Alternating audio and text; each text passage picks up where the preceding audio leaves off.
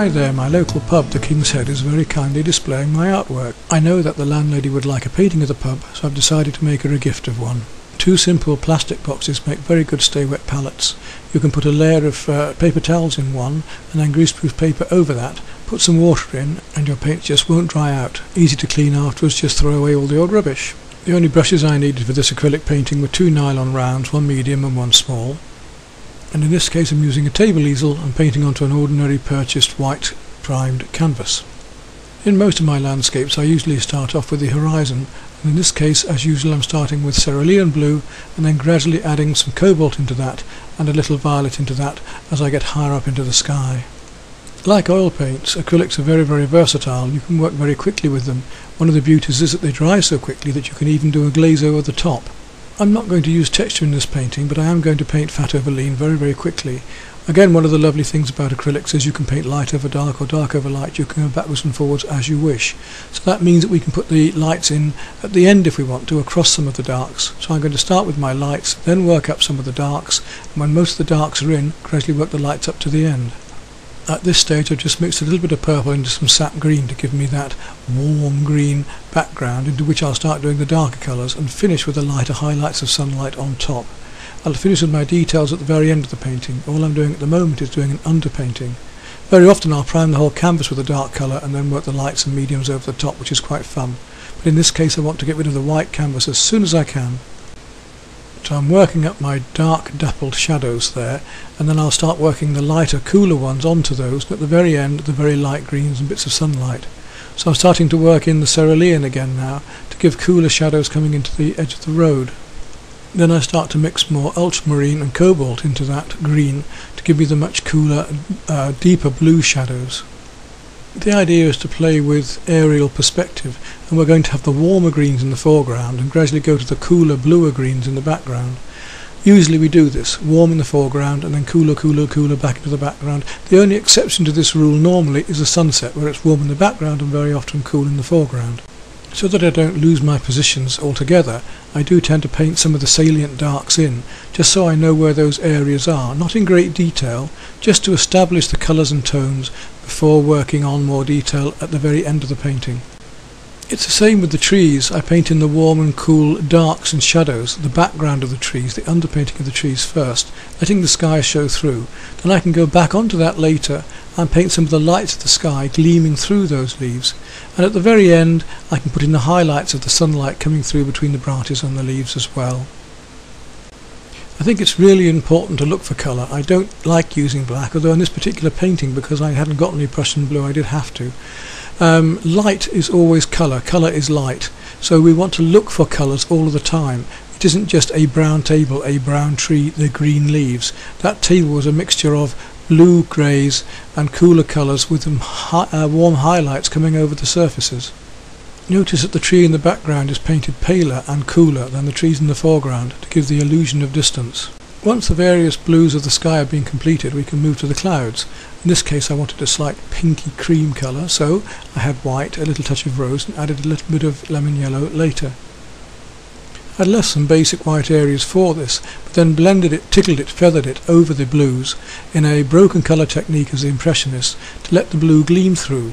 Broken colour means where you have one colour next to another, very small areas of colour next to each other, little dots of colour, so that one will enhance the other. If you mix red and yellow together you get orange. If you put red and yellow small dots together it fools the eye into seeing a brighter, vibrant orange.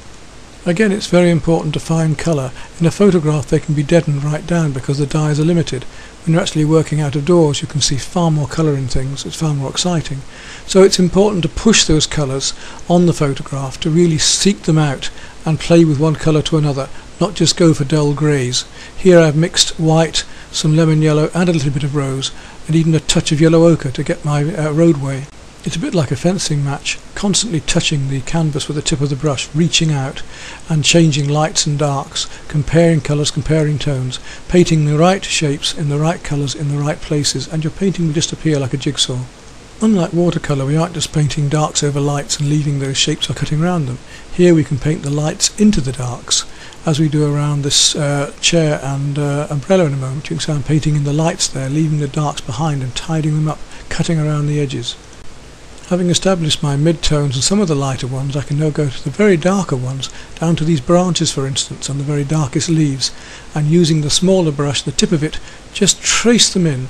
If you mix the right consistency with acrylics and have a reasonably good brush, a rigger for instance, you can paint some wonderful fine lines just by tracking them in, by tracing them in with the brush in one long stroke. Painting highlights are probably my favourite part of the painting. Here you can see I'm starting to paint in the warm and the cool highlights, the cool greens and the very light pale yellow sunlight coming through, using the lemon yellow, a little touch of cerulean blue and so on, to get my sunlight dappling across the grass here. As I come towards the end of the painting and the highlights continue, I'm careful to paint in the warmer colours in the foreground, to start adding yellow ochre and burnt sienna to my highlights. So at this stage really I'm painting darks and highlights all over the painting, working over the building, over the hedges, little trees, even the walls and the roof. See here how effective it is painting in the light areas in between the branches, in between the leaves, which you can do with acrylics and oils, which you can do with an opaque paint that you can't do with watercolour unless you start painting opaque in. With watercolour you have to leave the lights or put masking fluid out to bring the lights out later. Although this is a painting of therein, I'm not going to paint a photograph, I'm not going to reproduce it exactly. It still has to be a painting, it's still a work of art. It still has to stand in its own right as a work of art and painting, not just a reproduction of some photograph. Don't worry about painting any one particular part, or that you can't paint a window, you can't paint a horse, or you can't paint a chair. If you put the right colours in the right shapes, they will appear, like this umbrella. If I put the right colours on this umbrella in the right places, the umbrella will just appear as an umbrella.